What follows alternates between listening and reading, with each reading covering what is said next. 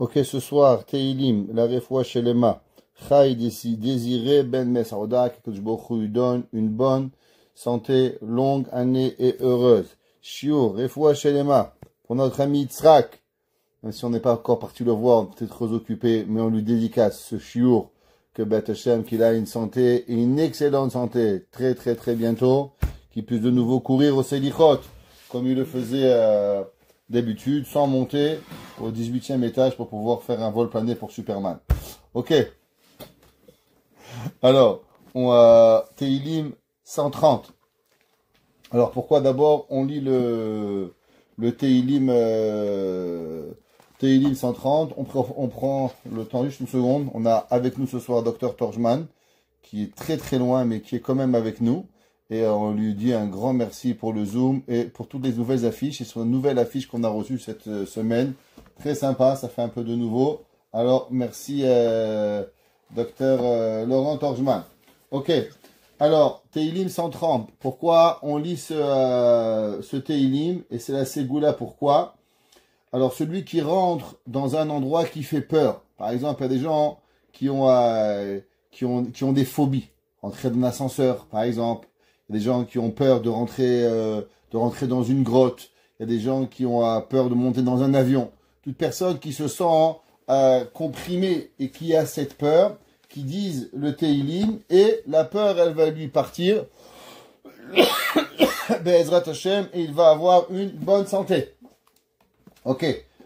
Ce Teilim, Rav Israël Salanter, il disait qu'il fallait le dire durant tout le mois de Elul. Pour ceux qui savent un petit peu, durant les 10 jours de pénitence, Aseret Yemet Teshuvah, on lit le Teilim 130, Shira Ma'alot Mimam Hakim, entre Yishtabar et Barechu. Malgré que normalement, ceux qui font la tefila à la prière, ils savent qu'on rajoute jamais rien. À partir du moment où on fait Baruch She'amar, jusqu'à qu'on fait Ose Shalom, toute la partie de la tefila, Baruch She'amar, Ishtabar, Barechu, le Yotzer, la Hamida, on rajoute rien.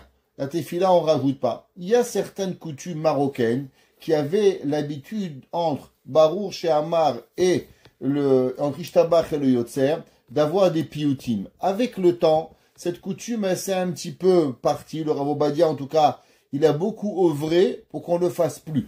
Que tous les piyutim se font ou avant Baruch She'amar ou après la Hamida. Mais depuis le Baruch She'amar jusqu'à la fin de la Hamida, généralement d'après la Halacha et d'après la Kabbale, on ne peut pas rajouter une différente prière. C'est une des grandes questions. Vous savez, chez les Ashkenazim, par exemple, il y a beaucoup de piyutim. Ceux qui connaissent un petit peu la prière ashkénaze, il y a beaucoup de piyutim, on appelle ça des chansons, des versets qu'on rajoute, des prières qu'on rajoute dans les prières. Qui c'est qui a écrit, par exemple, cette prière? Exemple, la prière de El Adon, qu'on chante Shabbat. Qui a écrit la prière de Kel Adon? Alors, il y a un des plus grands compositeurs de piyutim que l'on a dans le peuple juif, qui s'appelle Rabbi Eliezer Akalir. Qui était Rabbi Eliezer Akalir. C'est une très grande discussion dans la halacha. Et d'après Tosfot, dans Masechet Chagiga, Rabbi Eliezer Akalir était ni plus ni moins que Rabbi Eliezer ben Rabbi Shimon. Rabbi Eliezer, le fils de Rabbi Shimon Bar Yochai. Donc si c'était, et si c'est vrai que Rabbi Eliezer ben Rabbi Shimon a écrit tous ces piyutim qu'on a l'habitude de rajouter, alors ça voudrait dire que d'après la Kabbale, on peut rajouter certaines prières, même qui ne sont pas dans la tefila. À cause que dans la Kabbale, est un peu écrit qu'on ne devrait rien rajouter. C'est pour ça que beaucoup disent que quand c'est Rabbi Eliezer ben Rabbi Shimon, c'est pas Rabbi Eliezer ben Rabbi Shimon ben Yochai, c'est un autre Rabbi Shimon, avec quoi on a rajouté, mais c'est pas Rabbi Shimon ben Yochai. Il en reste que pratiquement tout le peuple juif, que je connais, les Séfarades, les Ashkénazes, les Chassidim, à part les Thémanim que je connais pas, Marocains, Tunisiens, tout le monde, pendant Aseret Yemet Teshuvah, après Ishtabar, on dit Shira Ma'alot Mimam Hakim Keraticha Hashem. Rav Israël Salanter, il a rajouté que dans les yeshivot, on le lit pas seulement dans Aseret Yemet Teshuvah, mais on va le lire durant tout le mois de Elul. Durant tout le mois de Elul, on va rajouter Shira Ma'alot Mimam Hakim Keraticha Hashem. Rav Israël Salanter, il écrit et dit, et je vous lis, Amar Rav Israël Salanter, Badouk ou Menoussé. C'est comme garanti, on l'a essayé, on l'a testé, et ça fonctionne. Chez Tfila Kazou, lo chosered rekam ou mitkabelet. Que tout celui qui dit Shira Ma'alot durant le mois de Elul, Akadosh Baruchu, sa prière, elle vient pas vide. Akadosh Baruchu, il va répondre à sa prière. Chez les Ashkenazim, ils ont même la coutume, au moment de dire Shira Ma'alot pendant les Aseret Yemet Teshuvah, d'ouvrir le Echal. Depuis Rosh Hashanah jusqu'à Kippour, dès on finit Shtabach, Melech Yahid Cheya Olamim, tout le monde se lève, on fait Petichat Echal, on dit Shira Ma'alot Mimam Hakim Kirati Hashem, et on ferme après le Echal avant de dire Kaddish et Barichou. Chez les Séfarades, il n'y a pas cette coutume d'ouvrir le Echal au moment de Shira Ma'alot, mais juste pour vous faire montrer la puissance de cette prière que l'on fait au moment de Rosh Hashanah, Aseret Yemet Teshuvah, Yom Kippour, où on dit Shira Ma'alot. Et c'est intéressant que généralement les Ashkenazes, pas les Chassidim, suivent pas la Kabbale. Eux, ils sont pas trop kabbalistiques dans la Tefila, ils suivent plutôt la Halacha. Mais cette coutume de Shira Ma'alot, tout le monde va l'apprendre, Séfarad, Ashkenaz et même Chassidim, pour pouvoir le faire. Alors qu'est-ce que c'est Shira Ma'alot Mima Makim Keraticha Hashem? Alors en hébreu, vous savez, quand on parle du mot Yim, on parle d'un pluriel. Aïn, Enaim. Yad, Yadaim. Regel, Raglaim. Quand vous voulez faire un pluriel en hébreu, vous dites toujours le Yim, ou bien quand c'est au féminin, vous dites le Hot. Ouais, le Totafot, Ben Enecha. Plusieurs tefilim. Ouais, chaque fois qu'il y a Ouim pour masculin, ou Hot pour au féminin. Alors, que veut dire Shir Hama'alot, le chant d'élévation, Mima Amakim. Mima Amakim veut dire des profondeurs, Kerati Hashem, je t'ai appelé Akadosh Baruch. Alors, quelle profondeur on parle de Akadosh Baruch? Avant ça, pour qui et pourquoi on a écrit ce Teilim? Alors, il y a deux explications qui sont rapportées. On peut dire que David Amelech, il les a eu les deux. Elles sont pas obligatoirement en contradiction l'une avec l'autre. Et elles peuvent être d'un côté comme de l'autre. Beaucoup de Teilim que David Amelech, il a écrit, elles peuvent être sur une partie personnelle ou bien elles peuvent être sur une partie globale de tout le Ham Israël. Alors, la première chose, ça peut être un homme qui prie à Kadosh Baruch Hu, il va demander sa prière. Ou bien, elle peut être que tout le peuple juif, il va demander à Kadosh Baruch Hu. Alors d'abord, si on parle du peuple juif, de quoi on parle? Eh bien, on parle de la profondeur de l'exil. Qu'à chaque jour, on s'empêtre de plus en plus dans la difficulté. Difficulté financière, difficulté spirituelle, difficulté de l'éloignement de Akadosh Baruch Hu. À chaque jour, on s'éloigne de Mahamad Har Sinai. À chaque jour, on s'éloigne de la vérité. À chaque jour, on s'éloigne de tout ce que Akadosh Baruch Hu il a créé. Et malheureusement, le Yetzer Hara, il devient de plus en plus fort. Et donc, on est de plus en plus à l'intérieur de la Klippa, ce qu'on appelle de l'écorce du Yetzer Hara, de la Avodah Zara, de tous les bouleversements que le Satan il peut nous donner. Et donc, prie Akadosh Baruch Hu, Shir Hama'alot Mima Amakim. Que même le peuple juif, après 2000 ans, après tellement de difficultés, s'il te plaît, Akadosh Baruch Hu, réveille-nous et ramène la Géoula. Le peuple juif, il doit jamais perdre la volonté de vouloir se rapprocher d'Akadosh Baruch Hu. Vous savez que une des choses les pires que nous avons, c'est quand une personne, elle a plus de réveil personnel à Akadosh Baruch Hu. Un homme, s'il fait des péchés, c'est pas bien, Chabad Shalom, assour, je ne veux pas dire qu'on a le droit de faire des péchés, mais si un homme, il fait des péchés, et encore il regrette son péché, alors il a encore une volonté de se rapprocher d'Hachem. Il dit, aïe, c'est pas bien ce que je fais, combien j'aurais aimé ne pas faire cette avéra. Mais quand un homme, il a même plus ce sentiment de faire une avéra. Il vit shalom alay nafshi. C'est bien, c'est pas grave, vous êtes vous des fanatiques, c'est vous qui avez des problèmes, c'est vous qui comprenez pas. Ça, c'est la pire des choses qui peut arriver. L'homme, tant est aussi loin qu'il est loin de Akadosh Baruch Hu, et qu'il prie à Dieu, s'il te plaît, Dieu, réveille-moi, fais quelque chose pour que je me rapproche de toi, alors il a un espoir. Mais le jour où l'homme, il a même plus ce cri envers Akadosh Baruch Hu, alors c'est la pire des choses qui peut arriver. Et c'est pour ça que David Amelech dit Shira Ma'alot, le chant d'élévation, Mima Amakim. Qu'est-ce que ça veut dire? Que même si l'homme, le peuple juif, il a des milliers d'années-lumière de profondeur d'impureté. Mais si encore il crie à Kadosh Baruch Hu, alors ce chant, il est un cadeau à Kadosh Baruch Hu. Dieu il est tellement heureux. Comment le peuple juif, tellement loin, encore il veut se rapprocher de moi. C'est marqué dans la Kabbale. Le Ramchal, il explique et il dit qu'il y a, vous allez trouver dans la Torah, un principe qui s'appelle Panim el Panim. Par exemple, c'est marqué que Moshe Rabbeinu, il parlait à Dieu qui PLP Adaberbo. Hachem, il parlait à Moshe Rabbeinu face à face. De l'autre côté, on voit qu'au moment où Moshe Rabbeinu, il a demandé de voir Dieu, Dieu, il lui a dit non, tu vas pas voir mon visage, mais tu vas voir l'arrière de mon visage. Ou Ve'achorai, et tu vas voir l'arrière. Il dit le Ramchal, dans Date et Vunot, il dit la chose suivante. Il y a 3 rapports que l'homme peut avoir avec Dieu. C'est quoi les 3 rapports que l'homme il peut avoir avec Dieu? Et il dit, on peut les comparer entre un homme et sa femme, entre un homme et son ami. Il y a un homme et son ami, il y a une femme et son mari. Les deux veulent être ensemble. Qu'est-ce que ça veut dire?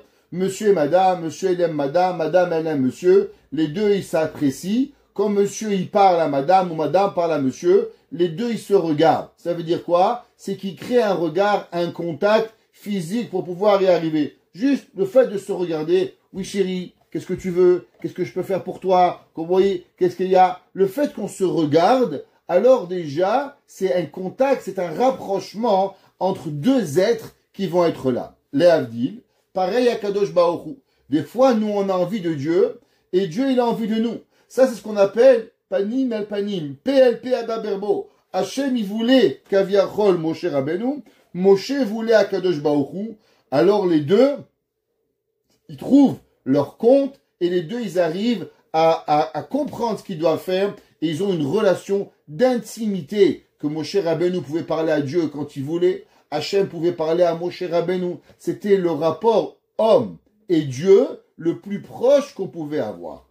De l'autre côté, il y a un autre rapport. C'est quand Moshe Rabbeinu, il voulait se rapprocher de Dieu. Au moment où on a fait le veau d'or, Moshe Rabbeinu, il dit à Kadosh Baruch Hu, s'il te plaît, Areinet Kevodecha, je veux voir ton visage. Il y avait la volonté de Moshe Rabbeinu, qui représente à ce moment-là le peuple juif, de se rapprocher d'Hachem.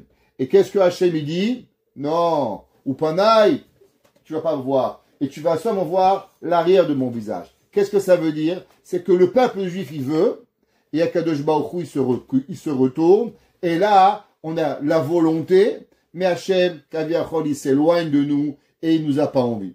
Des fois, c'est l'inverse. C'est Dieu qui veut venir vers nous, mais malheureusement, on s'est trop éloigné de Akadosh Baruch Hu, on est parti. Alors, c'est toujours le même principe. Un qui veut de l'autre, et l'autre qui va partir. Et dire le date, et vous note, la pire des choses, c'est quand les deux, ils vont complètement être à l'inverse. Madame, elle va de ce côté, monsieur, il va de ce côté, madame, elle n'est pas intéressée à parler à monsieur, et monsieur, il n'est pas intéressé à madame. Alors, qu'est-ce qui se passe?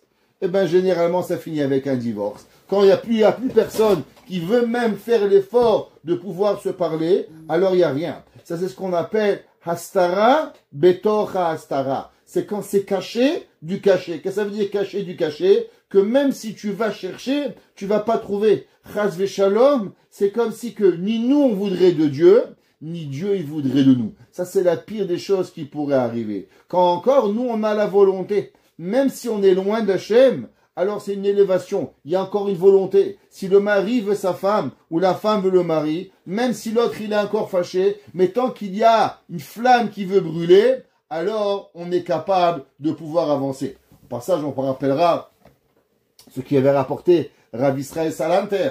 Rav Israël Salanter, il était un jour, en revenant, il faisait comme au Canada, très tard, très tôt, le soir, noir, et il est passé par le cordonnier. Et en passant par le cordonnier, après la prière, il a vu que le cordonnier était encore en train de travailler. Alors il s'arrête devant le cordonnier et dit, hé, cordonnier, qu'est-ce que tu fais? Pourquoi tu n'es pas encore à la maison? À l'époque, il n'y avait pas d'électricité, il y avait encore une bougie. Et le cordonnier travaillait avec sa bougie, il dit, Rabbi, tant qu'il y a de la lumière, alors on peut encore travailler. Et Rav Israël Salanter, il a pris cette phrase, il en a fait une phrase de Moussard. Tant qu'il y a de la lumière, alors on peut travailler. Tant qu'il y a de la vie, alors on peut encore arranger. Tant qu'il y a de la lumière, alors on peut encore avancer vers Akadosh Baruch Hu. L'homme, il ne peut pas tomber dans le désespoir pour pouvoir y arriver. L'homme, il doit savoir qu'à chaque moment, l'homme, il va se rapprocher d'Akadosh Baruch Hu. Rabbi Nachman de Breslev, dans un enseignement, l'enseignement 4 de son écouté Moharan, pareil, dans l'enseignement 2 et 4 du premier volume, Rabbi Nachman de Breslev, il explique beaucoup pourquoi les gens vont quitter Akadosh Baruch Hu.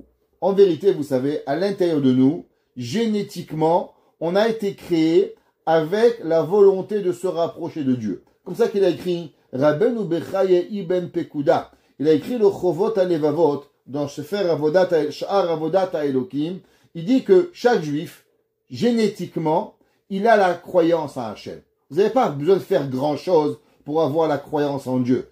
Un non-juif, lui, il n'a pas. C'est pas naturel. Il faut qu'il travaille quand il va se convertir. S'il se convertit, il reçoit une neshama, alors il devient naturel. Mais nous, on a été modifiés génétiquement au moment de Mahamad Ar-Sinaï, au moment où Dieu est descendu sur la montagne, il a dit au peuple juif, Anochi Hashem Elokecha, je suis ton Dieu. On a entendu homme, femme, enfant, vieux, vieillard, vieille, animal, tout le monde a entendu Anochi Hashem Elokecha. Depuis ce jour-là qu'on a entendu Anochi Hashem, on n'a pas de difficulté à croire. C'est pour ça que le Rambam, il écrit et il dit que chez un juif qui ne croit pas à Dieu, faut se demander s'il est juif. Pourquoi? Parce que la génétique, elle a été changée et modifiée. À Kadosh Baruch Hu, on croit en Dieu. Le Chovot HaLevavot, il dit que malgré qu'on a cette génétique changée, mais il faut l'arroser. Vous avez la terre, vous avez des plantes, vous avez des graines. Normalement, vous mettez des graines dans la terre, ça prend pas la tête à Papineau pour que ça pousse. C'est vrai. Mais à condition qu'il ne fait pas plus 50 dehors et que c'est la canicule. Faut mettre de l'eau. Tu mets un petit peu d'eau et ça va pousser. Pareil, on doit travailler la Emouna. Tous les jours, on réfléchit à Kadosh Baruch Hu, comment, pourquoi. Alors la Emouna devient de plus en plus forte pour pouvoir y arriver à ce que l'on veut. Maintenant, qu'est-ce qui casse la Emouna? Un juif, comme on a dit, naturellement, il a la Emouna. Qu'est-ce qui va casser la Emouna? Ce qui casse la Emouna d'un homme, c'est quand l'homme, il prie Hachem et que malheureusement, des fois, il a le sentiment de ne pas être écouté. Un homme, il prie Hachem une fois, un jour, 2 jours, 3 jours, une semaine, 1 mois, 1 an. Il a le sentiment qu'en vérité, Akadosh Baruch Hu, il va pas écouter sa prière. Au bout de quelques temps, il dit, tu vois, si Dieu, il existerait vraiment, alors Hachem, il aurait écouté ma prière. Donc, du fait que Akadosh Baruch Hu, il n'a pas écouté ma prière, Barminan, Dieu préserve, ça a l'air que Dieu, il n'existe pas. Donc, l'homme, il casse sa émouna à cause que l'homme, il est persuadé que Dieu n'écoute pas sa prière. Ça, c'est la pire des choses. L'homme, il doit savoir qu'en vérité, la tefila, elle est écoutée. Chaque fois que vous priez Hachem, chaque fois, il n'y a pas une fois que vous priez pas Akadosh Baruch Hu, que Dieu, il n'écoute pas. Seulement, pour comprendre ça, on va donner une allégorie. Il y a un homme, il a une carte de crédit. Alors, la carte de crédit, il a tiré sur la carte de crédit. 100, 1000, 2000, 10 000, top. À la fin du mois, la carte de crédit, elle lui envoie une facture. Il faut payer un minimum. Combien c'est le minimum à payer? 400 $. Le gars, il envoie 20 $. La banque, elle va appeler. Allô, monsieur Crémizy? Vous n'avez pas payé? Oui, j'ai payé. Oui, mais vous avez payé 20 $. Ok, je vous rajoute 10 $. Tant que tu vas pas payer 400 $, la banque va t'appeler tous les jours. Elle va attendre jusqu'à que tu vas payer ton 400 pièces. Et elle va t'appeler. Mais tu as payé? Oui. Mais combien tu as payé? Il dit Rabbi Nachman, c'est pareil. La tefila, chacun de nous, pour avoir ce que l'on veut, on doit avoir un montant de prière. Ce montant de prière, il est indépendamment de chacun. Vous, ça peut être 1. Le voisin, ça peut être 10. L'autre, ça peut être 1000. et le voisin à côté, ça peut être 100 000. Personne ne sait combien. Ça dépend d'un Neshama, ça dépend de qui, ça dépend de quoi, ça dépend du Gilgoul, ça dépend des tsarot qu'on a besoin. Chacun de nous, il a un différent calcul, à savoir combien de prières vous avez besoin. C'est pour ça qu'un de nos grands maîtres, Rav Aaron de Belz, un jour il y a un enfant de 12 ans, il est venu voir le Rav, il lui a dit, Rabbi, je suis jeune, mais j'aime bien prier. De quoi je devrais prier? Il lui a dit, prie pour les enfants, prie pour une femme, prie pour la parnassa, prie pour la santé. Il dit, Rabbi, je veux bien, mais vous savez, j'ai que 12 ans, je vais pas me marier demain, je vais pas, mon père il a de quoi manger, Baruch Hashem. Pourquoi vous voulez que je prie pour la parnassa? Des enfants, j'en ai pas, alors à quoi ça sert de prier? Et le Rav, il lui a dit, viens, je te pose une question. Pourquoi souvent, tu vois que des gens à 20 ans, la parnassa, ça va pas trop bien. Alors ils galèrent à 30 ans, à 40 ans, à 50 ans, leurs enfants sont grands, et là d'un coup, Baruch Hashem, la parnassa, elle va bien. Je dis, je comprends pas. À 50 ans, les enfants, ils sont mariés. Les enfants, il y a pas tellement grand besoin de parnassa. Pourquoi Dieu, il lui file la parnassa à 50 ans? Dieu, il aurait eu la parnassa à 20 ans. Pour payer l'école, pour payer les vacances, pour payer tous les besoins de la maison. Pourquoi il a parnassa à 50 ans? Il dit en vérité, parce que l'homme, Akadosh Baruch Hu, il avait besoin de lui 20 ans de prière, 30 ans de prière. Alors, tu as commencé à 20 ans ou à 25 ans, alors tu finis à 50 ans. Mais si tu commences à 12 ans pour avoir un bon chidour, pour avoir des bons enfants, alors à 20 ans, 25 ans, Akadosh Baruch Hu, il va te donner ce que tu as besoin. L'enfant, il faut l'éduquer à prier depuis un jeune âge. Tout ce que tu as besoin, santé, bracha, parnassa, shidur tov, avoir ce que tu as besoin au moment où tu veux. Depuis que tu es petit, tu pries à Kadosh Baruch Hu d'avoir ce que tu as besoin. Tu vas jamais savoir quand tu vas avoir besoin pour qu'il puisse venir à Kadosh Baruch Hu. Hachem, on demande à Dieu, Shirama alot, mima makim keraticha Hachem. L'homme, il dit Rabbi Nachman, que même si l'homme, il a le sentiment qu'il a été abandonné de Akadosh Baruch Hu, ça fait longtemps qu'il a prié. On ne sait pas pourquoi il n'a pas été répondu. Mais tant que l'on prie, ne tombons pas dans le yiouch, le désespoir. Une des grandes enseignements de Rabbi Nachman, qui a enseigné à ce monde, c'est l'interdiction du désespoir. L'homme ne peut pas tomber dans le désespoir. Ce qui tue aujourd'hui les gens est la maladie de la génération du fin du XXe siècle, début du XXe siècle, c'est la dépression. Comment elle tombe la dépression? La dépression, elle tombe à cause du désespoir. La personne, il se sent seul, la personne, il se sent abandonné, la personne, il se sent comme s'il a rien du tout et que personne va l'écouter. Et il se dit, ok, au moins que Dieu m'écoute. Et là, il dit, ah, regarde, j'ai prié et Dieu ne m'a pas écouté. Chazve shalom. L'homme, il ne peut pas penser comme ça. Shir hama'alot. Le chant de l'élévation, mima makim. Même quand le peuple juif, il est au plus bas de ce qui peut exister, Keraticha Hashem, j'ai appelé à Kadosh Baruch Hu. Alors, sur ce Teilim, avant qu'on continue, pourquoi c'est marqué Keraticha Hashem? Pourquoi c'est marqué Keraticha Elohim?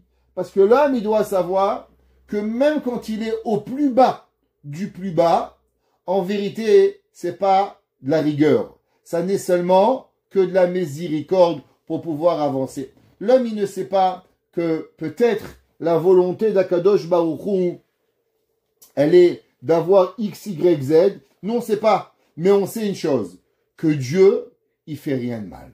Akadosh Baruch Hu, il vit que à travers, il vit pas. Akadosh Baruch Hu, il n'existe que à travers vouloir faire du bien. Et faire du bien comment? Dans la Rachamim. Il y avait un jour, Rabbi Nathan de Breslev, l'élève de Rabbi Nachman,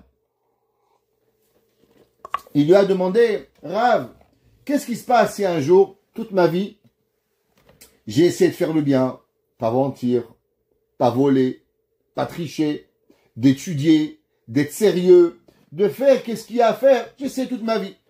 Et quand je vais monter en haut, on va me dire, Nathan, t'as essayé, mais tu as raté, PFK, poulet, friend, ketchuki, tu as brûlé barbecue.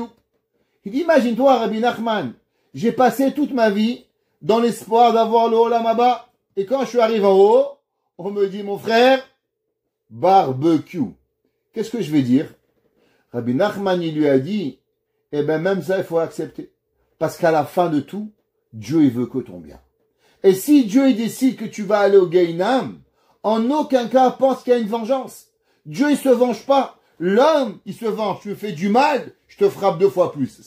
C'est un sentiment humain. Un sentiment divin, il n'y a pas de vengeance.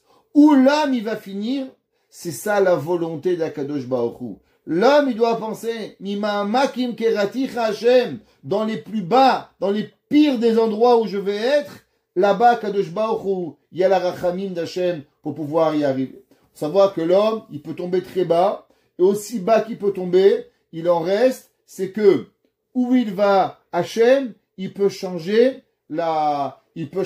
en une seconde. Juste pour faire une petite histoire, je ne sais pas si vous avez suivi un peu les nouvelles, il y a un soldat israélien qui avait été pris en captif en 2014. En 2014, malheureusement, le Hamas, ils avaient tué un soldat israélien et ils avaient pris son corps et il avait caché. Son père, ça fait 14 ans qu'il œuvre pour qu'on leur rende le corps de son fils. Avant le 7 octobre, 14 ans. Quand la guerre du 7 octobre, elle a éclaté, il a dit, ça y est, c'est fini. Si déjà, mon fils, on n'est pas arrivé pendant 12 ans, maintenant il y a tellement de corps qu'ils vont ramener, ils vont jamais retrouver mon fils. Il a été tombé dans un désespoir total. Hier, par hasard, ils ont retrouvé le corps de son fils. Et il a dit, quelque chose d'intéressant. Il a dit, quand la guerre, elle a éclaté, pour moi, c'était la fin de la possibilité d'un jour de pouvoir ramener mon fils à l'enterrement, qu'il soit enterré comme un juif normal. Mais en vérité, pour mon fils, pour lui, il a dit, toute la guerre n'a été qu'en vérité une salvation, a été une Yeshua, que grâce à ça, on a rendu tous les corps, et que mon fils, il a pu arriver à pouvoir être enterré comme un ben Israël normal. Ça veut dire que des fois, vous voyez quelque chose, et on est certain que cette chose-là, elle est dans la pire de l'éloignement divin. Elle est la pire de rentrer au plus profond de la profondeur de l'éloignement. Mais en vérité, cet éloignement, il n'est qu'un rapprochement divin. Et c'est pour ça qu'en une seconde, tout peut changer. Ce que l'on croit qu'il y a un éloignement, il est véritablement un rapprochement de Hakadosh Baruch Hu. Alors c'est pour ça que Shira Ma'alot Mima Makim. Alors dans la galoute, dans l'exil, on souffre de 2 choses. Si c'est au peuple juif, 1, on souffre que on est parmi les nations. On peut pas faire ce qu'on veut. On peut pas faire notre judaïsme comme on a envie. Shabbat, Kashrut. Combien des gens, malheureusement, ils auraient aimé pouvoir faire Shabbat, mais ils ont une difficulté. Ils peuvent pas faire Shabbat. Ils ont une profession qui leur est difficile. Bon, on peut toujours faire quelque chose, mais il en reste, c'est que ils peuvent pas. Et 2, que on voit comment Akadosh Baruch Hu, il est blasphémé. Pourquoi? Parce que quand le peuple juif, il est blasphémé sur terre, ça veut dire que Kaviachol Akadosh Baruch Hu, c'est pas le vrai Dieu. Les gens, qu'est-ce qu'ils vous disent? Ah, comment le Dieu des Juifs, c'est le vrai? Vous êtes que 14 millions de Juifs, 1,5 milliard de musulmans, 1,5 milliard 2 milliards de chrétiens, 1 milliard de bouddhistes. Tu vois, alors, vous pouvez pas être la vérité. Donc, Chas Shalom, Akadosh Baruch Hu, il est mitralel. Le nom de Dieu, il est mitralel. Chas Shalom. Alors, Shir Hama'alot Mima Makim, dans les profondeurs du peuple juif, Karati Hashem, j'ai appelé la miséricorde d'Akadosh Baruch Hu. Pareil que l'homme, en vérité, il peut être dans l'exil corporel, il souffre par Nassa, éducation des enfants, Shalom Baït, de tout ce qu'il a fait. L'homme, il a des difficultés dans la vie. Vous savez que quand Mashiach il va venir, Be'ezrat Hashem, tout celui qui va vivre le Mashiach, oubliez, vous n'aurez plus besoin de travailler, plus besoin d'aller au travail, plus besoin de rien, les docteurs ils vont être au chômage, il n'y aura plus de maladies, il n'y aura plus de morts, les professeurs n'auront plus besoin au travail, ils vont avoir la chokhma qui va venir, on va vivre un autre monde, et je t'abarre chez Molad. Alors imaginez-vous que vous allez avoir tellement de temps, sans Yetzerara, on n'aura qu'une seule envie d'aller apprendre la Torah jour et nuit. Notre Yetzerator, il va brûler. C'est la première chose que l'on sent aujourd'hui dans la difficulté Mima Makim. Maintenant, il y a une autre chose. L'homme, il est dans la profondeur à cause que, malheureusement, le péché. Chacun de nous, on fait la Avera. Celui qui croit qu'il fait pas de péché, alors il est complètement irréel. L'homme, il fait des Averot. Et qu'est-ce qui donne à la personne la difficulté de se sentir proche de Dieu et d'avancer vers Hachem? C'est la Avera. Pourquoi? Par exemple, un homme, il a fait une petite Avera Shabbat, il a fait un petit borer. Après, il y a ce Shabbat, je l'ai raté. Après, il vient, il dit, ok, on peut nettoyer la cuisine. Ah, c'est Srita. Ça va, j'ai déjà fait borer. Après, il fait Srita. Après, il continue. Il fait encore Bichoul. Après, la lumière. Et Dieu préserve, il tombe, il tombe, il tombe, il tombe, il tombe. Et les Tzara, il dit, allez, ça suffit maintenant. Et à l'intérieur de lui, il se sent triste, il se sent en difficulté. À combien il a quitté Akadosh Baruch Hu. Le Yetzirah, il nous fait sentir qu'on n'a pas de mérite, qu'on n'est rien. Et qu'on est tellement loin d'Akadosh Baruch Hu. Shira Ma'alod Mima Makim. Que ce soit corporel, ou que ce soit notre âme qui souffre d'être tellement loin de Akadosh Baruch Hu à cause que l'on vit et qu'on est rentré dans la Avera. Maintenant, il faut savoir que plus l'homme il rentre dans la Avera, et plus l'homme il va tomber dans la dépression. Pourquoi? Parce que son âme, elle est énorme. L'âme de la personne, elle est plus grande que vous. Votre âme, elle est tellement grande que vous n'avez même pas d'idée à combien l'âme de la personne, elle est, et elle grandit, elle a besoin. De quoi elle a besoin? Pas besoin de manger, pas besoin de boire, pas besoin d'avoir rien. Elle a besoin de spiritualité. Et plus on va malheureusement dans le péché, et plus notre âme, elle est en demande de rouchaniout, de spiritualité. Et plus on est en train, on ressent ce manque, et plus la personne, elle ressent le manque, alors elle essaie de faire quelque chose. Qu'est-ce qu'elle essaie de faire? D'aller dans un bar, de s'amuser, d'aller en vacances, d'aller faire du surf, d'aller faire du ski. Et plus il essaye de faire des choses pour son corps, et plus l'âme, elle souffre. Et plus l'âme, elle souffre, plus l'âme, elle va avoir une envie. Et plus elle va avoir une envie, et plus la personne, à l'intérieur, il va être déchiré. Et plus il est déchiré, plus il va essayer de faire des choses coûteuses qui vont essayer de lui rajouter de la joie. Mais cette joie, elle va lui donner un tout petit peu de plaisir. Mais après ce plaisir, elle va s'effondrer à l'intérieur et il va souffrir de dépression. Il va souffrir d'éloignement d'Akadosh Baruch Hu. Il va souffrir d'un mal qu'il ne peut pas guérir. Il va tout essayer. Il va essayer le bouddhisme, il va essayer le catholicisme, il va essayer l'islamisme, il va essayer je sais pas quoi. Il va tout essayer. Mais plus il va essayer, plus il va être en manque. Pourquoi? Parce qu'en vérité, qu'est-ce qu'il appelle? Ce qu'il appelle, c'est le Omek. C'est la profondeur de sa Neshama qui va lui crier Akadosh Baruch Hu, Kerati Hashem. Quand l'homme, il se sent tellement loin de Dieu, il peut juste prier Hashem. La tfila, c'est ça qui va nous amener. La Gemara a dit que, vous savez, je ne sais pas si vous vous rappelez, quand l'année dernière, quand je suis parti en Europe, on avait fait le voyage que j'avais fait montrer. Chaque jour, on est allé, on est arrivé dans la synagogue du Rama. Et vous vous rappelez, la synagogue du Rama, où il y avait le Chazan, je peux vous renvoyer la photo si vous voulez, un petit endroit où le Chazan, il descendait. Ça veut dire quoi? Que le Chazan, il n'était pas à la même hauteur de tout le monde. Il descendait 1 centimètre. Pourquoi le Rama, il a instauré ça? Parce que la Gemara a dit que le Chazan, quand il doit prier, Mima amakim kerati Hashem, il doit ressentir qu'il est plus bas que le monde pour pouvoir élever avec lui la miséricorde, pour pouvoir arriver à Kadosh Baruch Hu. Hashem, Shema Bekobi. David Amelech, il dit, Dieu, écoute ma voix.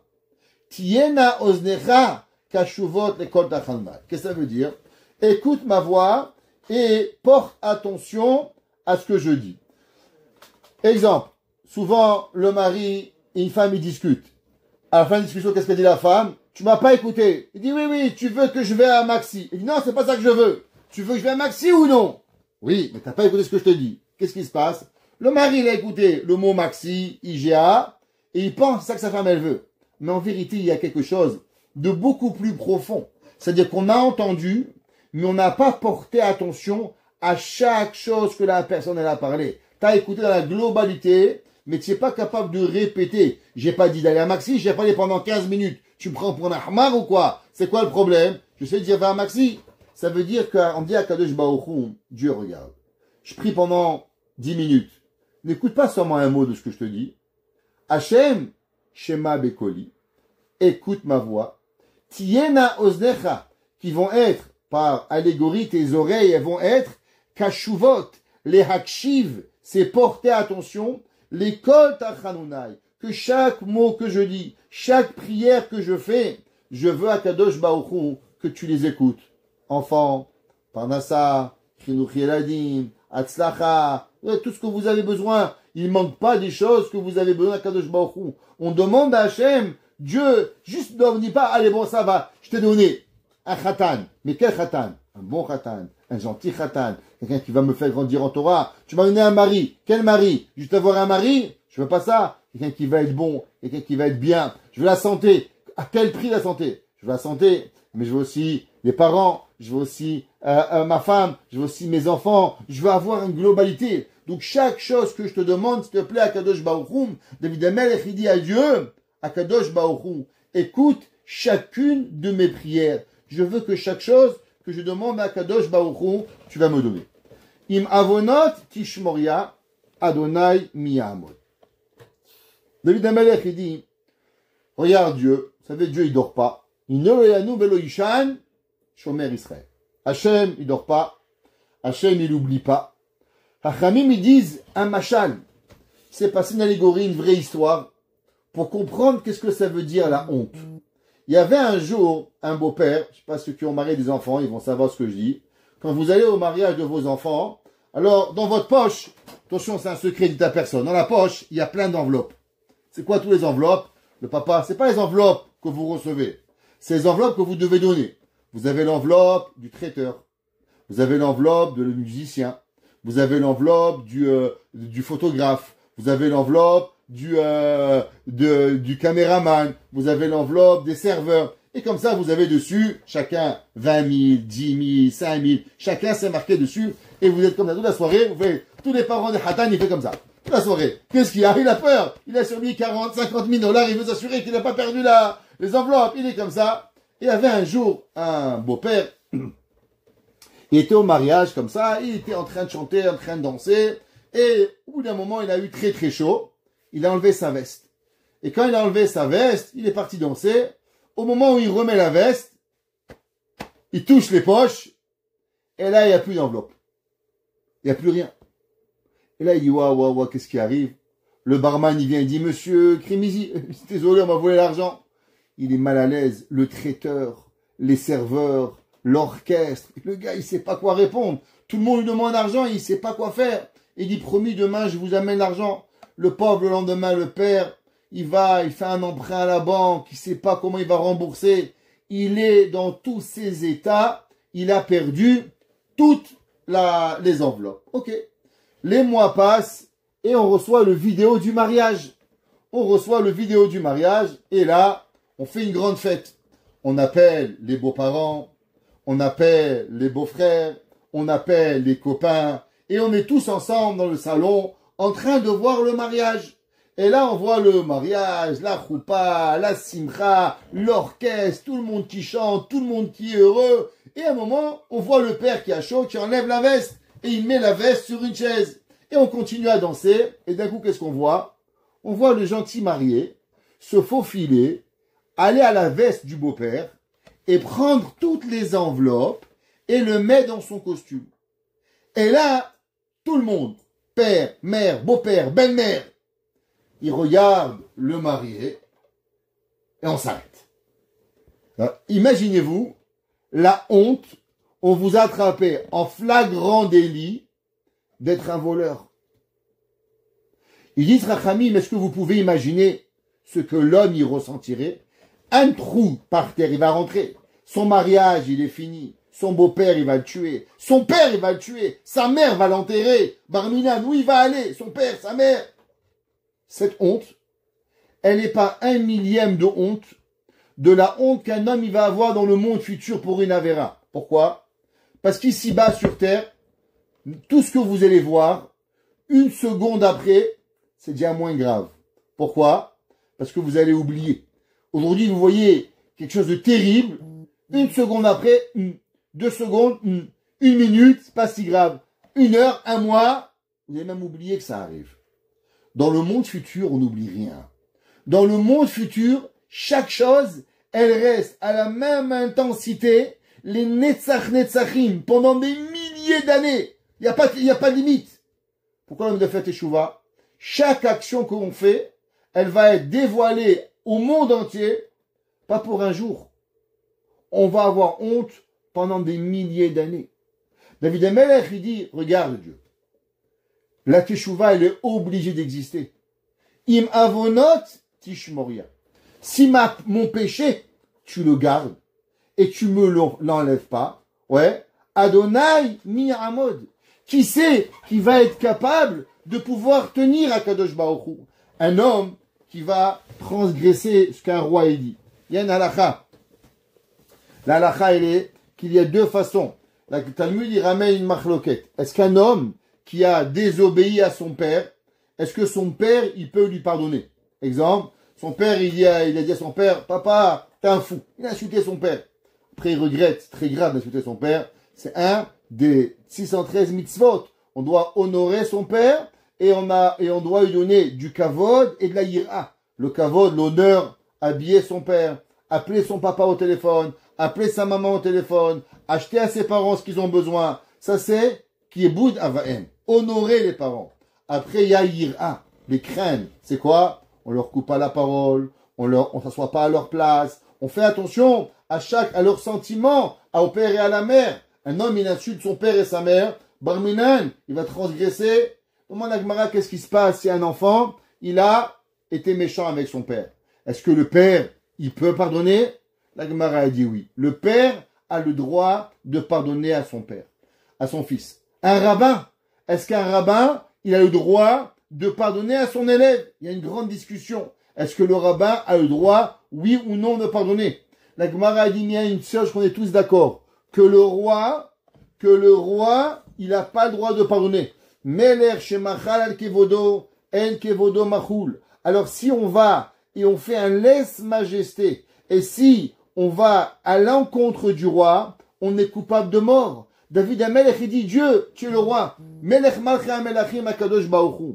Si tu vas te rappeler toute ma vie la Avera, alors l'humanité, elle est morte. Pourquoi? Parce que chacun de nous, on va faire un péché. Il a dit, Shlomo Amelech, est-ce que En Tzadik Baaretz, Asheya Setovelo Yecheta, il n'existe pas un homme sur terre qui fait pas d'erreur? Ça n'existe pas. La perfection, elle n'existe que à Dieu. Donc si toi, Kadosh Baruch Hu, tu pardonnes pas, alors l'humanité, elle est vouée à être punie. L'humanité, elle est vouée à être, malheureusement, être mis en enfer. C'est ça pour ça, Kadosh Baruch Hu, tu as créé l'homme.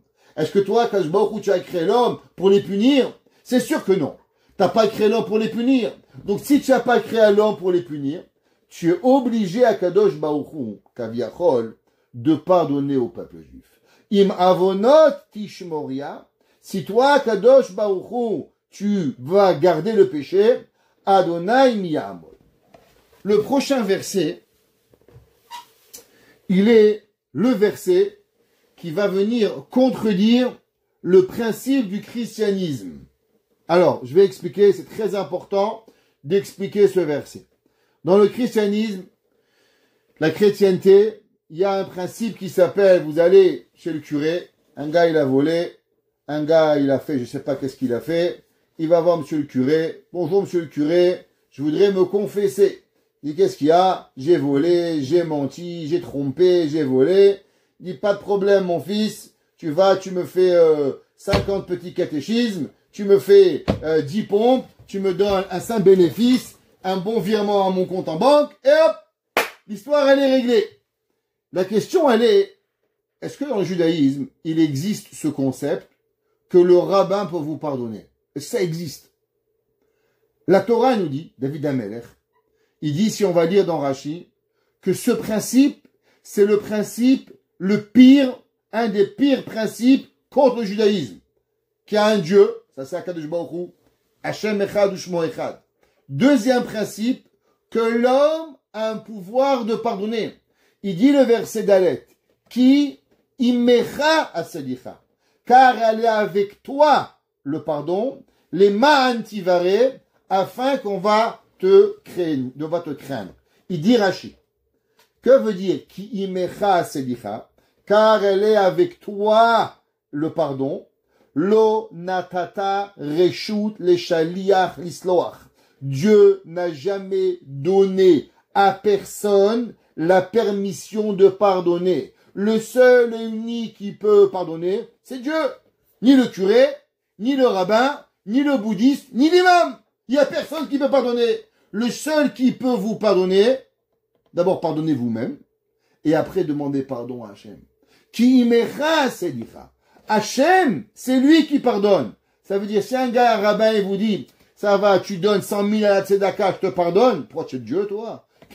En quoi, toi, tu peux pardonner? Tu es un humain comme moi. Il n'existe pas aucun homme sur terre. Écoutez ça. Ça va jamais exister. Si un homme, il vous dit, je te pardonne, au nom de Dieu, vous lui dites, monsieur, t'es un roublard. Ça n'existe pas. Le seul qui pardonne. Pourquoi? On vient de dire que Dieu, c'est un roi. Donc, le seul qui peut prendre et avoir le droit de décider ce qu'il veut, c'est Dieu. Je vais expliquer. Qui c'est qui fait les règles? Dieu. Qui c'est qui peut changer les règles? Dieu. Donc, en vérité, quand on fait un péché, on peut pas être pardonné. Mais le seul qui a le droit de changer les règles, c'est qui? C'est Dieu. Donc, Akadosh Baruch Hu, c'est vrai que d'après les lois de l'homme, le roi ne peut pas être pardonné. Mais Akadosh Baruch Hu, il a le droit de changer les règles. Pourquoi? Parce qu'Akadosh Baruch Hu, comme on a dit souvent, la Teshuvah, elle a été créée avant le monde. Alors Akadosh Baruch Hu, c'est lui et le seul qui peut nous pardonner. Qui mecha sedira. N'oubliez jamais, le seul et unique qui peut nous pardonner. Toutes nos prières vont seulement chez qui? Chez Akadosh Baruch Hu. C'est pour ça que beaucoup de gens, ils prient à des tzadikim. Faut prier. Très très important de prier à des sages et à des grands tzadikim. Tel tzadik, chacun, Lubavitch, Breslev, Pinto, tous ceux à qui vous voulez, c'est pas grave. Rabbi Shimon Bar Yochai, Rabbi Meir, et ainsi de suite. Mais en aucun cas on demande au tzadik de nous pardonner. Le tzadik peut pas. On va seulement demander qu'il va intervenir pour nous, pour qu'il va demander notre pardon à Dieu. On dit, s'il te plaît, Rabbi Meir, Rabbi Nachman, Rabbi de Lubavitch, Rabbi Haim Pinto, Rabbi Haïtaï Blomet, pour les Tunisiens, faut pas les oublier. Chacun avec son sein. Et on demande qu'il plaide pour nous. Mais la Teshuvah, elle n'existe que chez Akadosh Baruch Hu. Et c'est important de se rappeler qui mecha selicha les ma'an tivare Akadosh Baruch Hu. Maintenant, la question elle est, pourquoi le pardon il amène la crainte? Généralement, le pardon, il amène la stupidité. Et je vais expliquer. Imaginez-vous, il y a une amie que vous avez, elle vous blesse, et vous lui pardonnez. Le lendemain, encore elle vous blesse. Et encore vous lui pardonnez. À la fin, qu'est-ce qui arrive? Eh ben, elle va continuer sans arrêt à vous insulter. Ça marche comme ça. Qu'est-ce qui se passe? Pourquoi, malheureusement, dans un couple, un abus y vient? Oh, moufam, croyez-moi, il y a des femmes qui abusent des maris et des femmes qui abusent des hommes. Ben, bien sûr, peut-être plus souvent des maris qui abusent des femmes, je suis d'accord. Mais il y a des abus de chaque côté. Comment des parents abusent de leurs enfants? Comment des enfants abusent de leurs parents? Il y a le monde, Barminan, ça arrive. Ouais, qu'est-ce qui arrive? Comment ça fonctionne? La réponse, elle est simple. C'est qu'un jour, quelqu'un a fait une erreur et la personne, elle l'a laissé passer. On laisse passer une fois, passer deux fois, afin d'habitude. Si Dieu préserve un homme, il dirait un méchant mot à sa femme. Sa femme, elle le regarde, elle dit, écoute mon coco, le prochain mot, je prends la porte ou tu prends la porte. Et elle fait les valises. Je vous garantis que le gars, il recommence pas. Imaginez-vous, un père, un monsieur, il frappe sa femme, elle appelle la police à la première baffe et elle le fout en tôle, il n'y aura pas de deuxième claque, ça va pas arriver. C'est jamais arrivé. Pourquoi? Parce qu'elle comprend. Celle-là, elle est tough, elle va pas, je critique pas, je suis pas en train de dire, madame, mais c'est la réalité. Des fois on aime trop, des fois on a trop pitié, des fois on pense ça va passer, on est dans un système. Mais si on se laisse pas faire, alors on va pas arriver. Alors Dieu, il dit, pardonne, et comme ça je vais te craindre. Il demande les chachamim, je comprends pas. Mais si Dieu, il pardonne à chaque fois, on va pas avoir crainte de Dieu. On va abuser de Dieu. La preuve. Pourquoi les gens, ils font des bêtises? Exemple. Pourquoi le monde, les gens ne s'abstiennent pas de voler, de mentir, d'être méchants? Pourquoi? Parce que les gens, ils mentent, ils volent, ils tuent, ils sont des méchantes personnes, il leur arrive rien. Alors comme il leur arrive rien, ils disent, t'as vu, c'est pas bien d'être gentil. Moi, j'étais gentil avant, on me respectait pas. Maintenant, je suis arrogant. Maintenant, je suis méchant. Maintenant, je suis violent. On me respecte. À l'inverse, les gens, ils ont... Alors pourquoi l'homme, il pense qu'en vérité, qu'Akadosh Baruch Hu, il va, en ayant la pitié de Dieu, on va avoir la crainte de Dieu. Khamim, ils expliquent, ils disent, parce que la vérité, c'est que l'homme, quand vous demandez pardon à Dieu, alors il ne sait pas qu'il vous arrive rien. Si on fait une teshuva, il faut savoir que après chaque faute, il y a un petit calcul. Il y a des coups, il y a des punitions, il y a de la souffrance. Ça n'existe pas qu'il n'y a rien. Akadosh Baruch Hu, il arrive toujours à apporter à l'homme. Alors l'homme, en vérité, quand il voit qu'il y a le pardon, il a une facture à payer, il a une ardoise. Et cette ardoise, elle nous amène à avoir la crainte d'Hachem. Hachem, c'est pas qu'il pardonne comme ça, la Gemara a dit, que tout celui qui dit, ah, Dieu, il va pardonner, c'est pas grave. Quoi, c'est pas grave? Je sais quoi, c'est pas grave. C'est une machine de Coca-Cola ouverte ou quoi? Ah, Dieu, tout est grave. À la fin, tout va payer. Ouais, vous avez vu aujourd'hui, il y avait la grève des postes. Toutes vos compagnies, il y a personne qui vous a pas envoyé une facture par email. Comment ils ont eu votre email? Comment ils ont eu votre numéro de téléphone? On a tous reçu les factures, on les a tous payées. Pourquoi? Quand on veut venir chez toi, on trouve. Pareil, Akadosh Baruch Hu, il sait comment arriver. Seulement, Akadosh Baruch Hu, il nous amène une façon que l'homme y comprend. Que la Avera, elle est là, et pourtant, la personne, elle va arriver. À l'inverse, celui qui fait une Avera, et il pense qu'il fait le Yush, il va rien lui arriver, alors il va, malheureusement, il va tout faire, il va tout perdre. Le Yetzer Hara, qu'est-ce qu'il veut? Il veut deux choses. Un, nous faire croire qu'on ne peut pas faire teshuva. Il va nous lancer dans la tête que tu peux pas, ah, tu as trop péché, ah, tu es parti trop loin, ah, tu peux pas faire. Et après que tu fais teshuva, il va nous te dire, regarde, c'est pas une vraie teshuva, tu vas pas arriver. Mais tout ça, c'est maaseh hayetzer. Tout ça, c'est des pensées du mauvais penchant que l'homme, il doit savoir. Ki imecha selicha. Akadosh Baruch Hu, lui, il a la teshuva de nous enlever tous nos péchés. Et quand l'homme, il pense à ça, que Akadosh Baruch Hu, il peut tout faire, les ma'an tivare, alors il va craindre avoir la yirat shamayim. David HaMelech, il écrit dans Pasuk He, Kiviti Hashem, Kiveta Nafshi. David HaMelech, il dit, et il dit à Kadosh Baruch Hu, je t'ai attendu.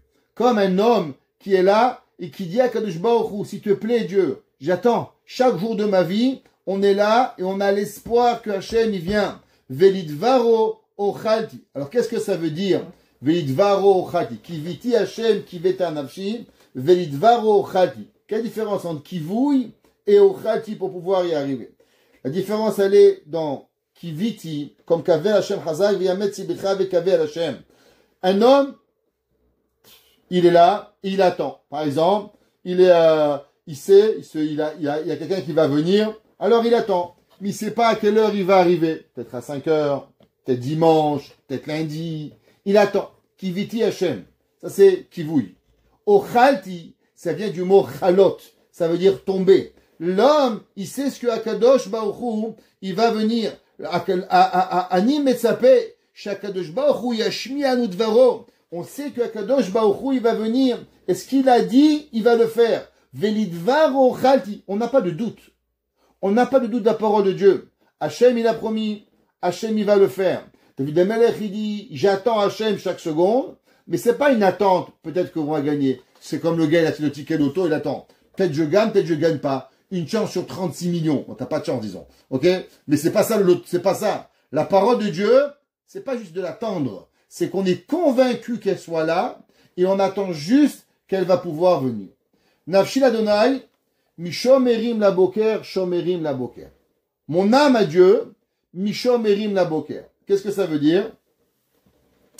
Alors, vous savez, il y a des gens qui travaillent de nuit. Alors, la nuit, je ne sais pas si vous avez déjà travaillé la nuit. Pas une nuit, rester réveillé. Passer des nuits entières à travailler. Par exemple, vous avez un travail. Moi, je me rappelle quand j'étais jeune, on allait travailler au vin. Alors, le travail les plus difficiles dans la cache-route, c'est le vin. Pourquoi? Parce qu'un goy, il peut rien toucher. Il peut rien faire. Ouais. Il peut rien arriver. Demandez à Dr. Jman. il travaille de nuit.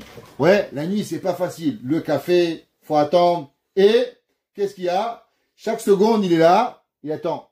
Est-ce que le matin, il est là? Pourquoi? Travailler en journée, même si vous travaillez 24 heures, le fait de voir le soleil, de voir la lumière, ça vous donne, vous dites, bon, ça va, tout le monde travaille la journée. Mais la nuit, non seulement on est fatigué, et on a le sentiment de se dire, mais pourquoi moi je travaille la nuit? Pourquoi tout le monde y dort et moi, tout le monde dans un lit et moi je travaille en journée? Bah, tout le monde travaille. La vie, elle est faite pour travailler. C'est la chose qui est là. La nuit, on est là et on attend quand est-ce que le jour il va arriver. Quand est-ce que ça va arriver? David Amelech dit, Nafshi l'Adonai, mon âme pour Dieu, elle a envie de Dieu, Mishomrim la boker, plus que les gardiens et les médecins de nuit, on va dire, qui sont là en train de travailler et qui attendent le matin. Quand est-ce qu'elle va arriver? Quand est-ce qu'il arrive? Quand est-ce qu'il arrive pour pouvoir y arriver? Le Malbim, il dit plus. Il dit, vous savez, même si on est très fatigué, on vous dit, Docteur Torjman, demain à 8 heures, vous rentrez. Madame Intel, demain matin à 9 heures, vous rentrez chez vous. Une chose qui est sûre, la nuit peut être la plus longue du monde, mais il y a une chose que vous savez, c'est que le matin, il va venir. Le jour, il va toujours venir. Ça veut dire, ça fait 5786 ans, vous pouvez avoir toutes les galères qui vous arrivent la nuit, mais à la fin, vous savez que quoi? Que le matin, il va venir. Parce que ça n'est jamais arrivé que le matin, il n'est pas venu. Donc la journée, vous le savez qu'elle est là.